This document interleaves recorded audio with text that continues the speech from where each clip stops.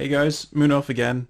Just finished up watching BlizzCon 2021. Thought it was really interesting. I'm gonna try and keep this quite short and positive. I think a lot of people bash Blizzard, and some of it can be a little unfair, but some of it can be fair, of course.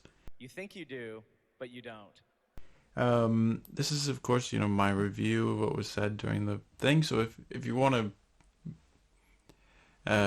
me to just regurgitate what was said, you can just watch it yourself, obviously.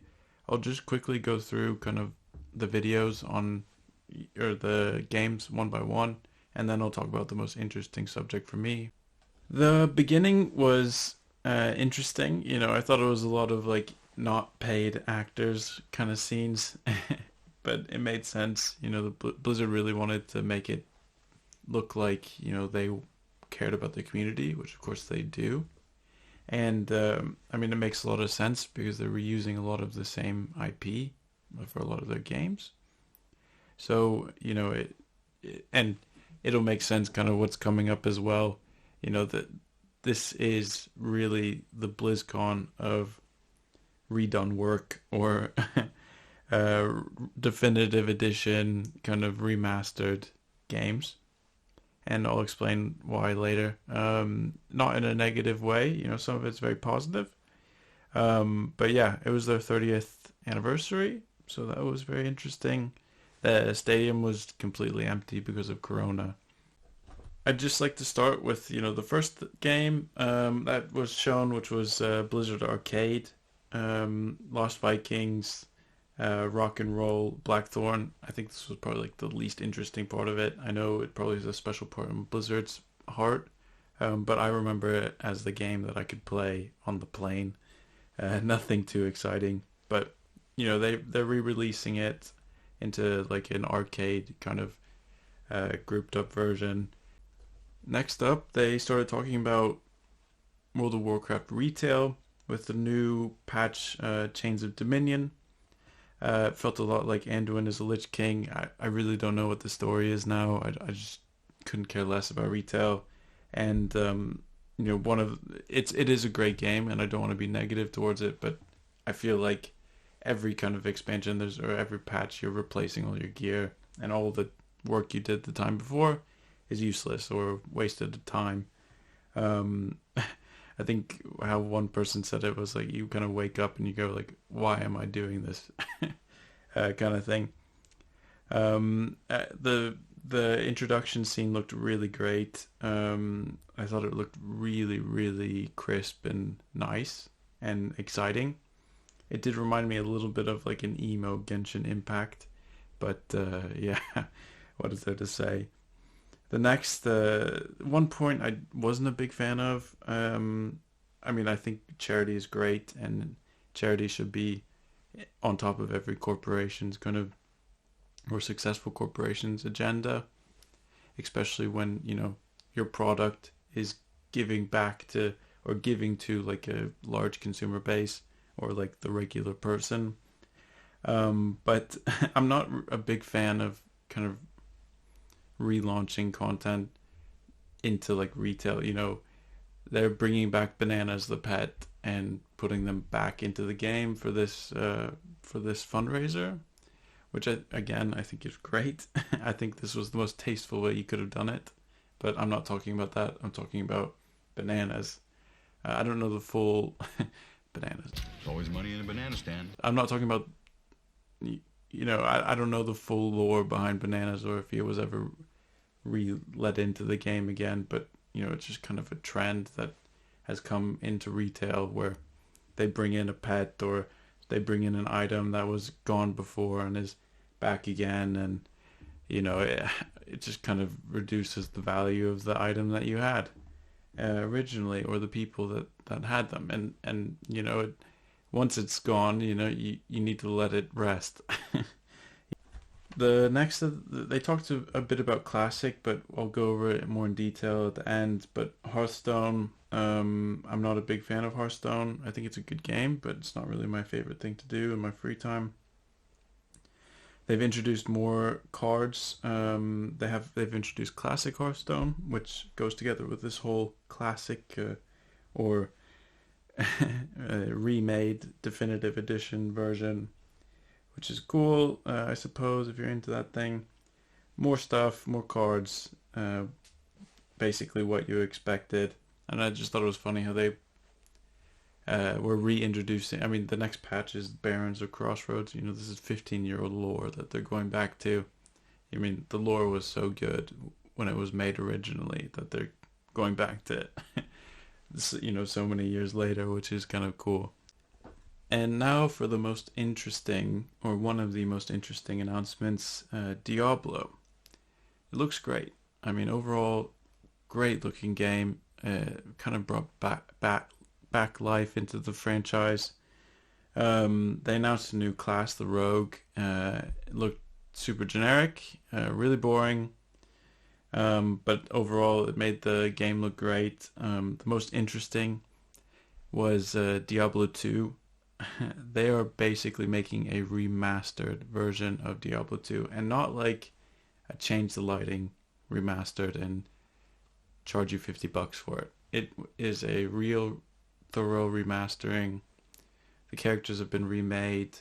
I have no clue if it's going to be the same as Warcraft was, how they remastered it, where they just gave the characters to a studio who kind of did a botched job there. But it looked great in the announcement, at least. Last but not least, the one everyone's been waiting for, World of Warcraft Classic Burning Crusade. A lot of big announcements here. All very exciting stuff. All of it sounds great and overall super positive. But I'm going to start with the first thing that absolutely boils my blood. Totally made me completely upset. But I understand it's not the end of the world. I know my blood's just running hot. You know, gamers are passionate about the games that they're playing. And the rest of it was all quite positive. But this just, I'm just going to start with the worst and then go to the rest, which was very good. They are introducing a level 58 boost. No, God! No, God, please, no! No! No! No! So you will be able to boost your characters, level 1 characters, level 20 characters, to level 58 as a paid service. I think this is the worst thing that they could have done. I think no one wanted this. There was no forum stating we want level 58 boost. It kind of just ruins the whole experience. Leveling won't really be a thing. Yeah, I mean, geez, Blizzard. Blizzard, they do a lot of really great stuff, and then they'll just have like one thing, which is just a total cash grab. And it's just one step closer to having WoW tokens in the game. You know, no one wants this.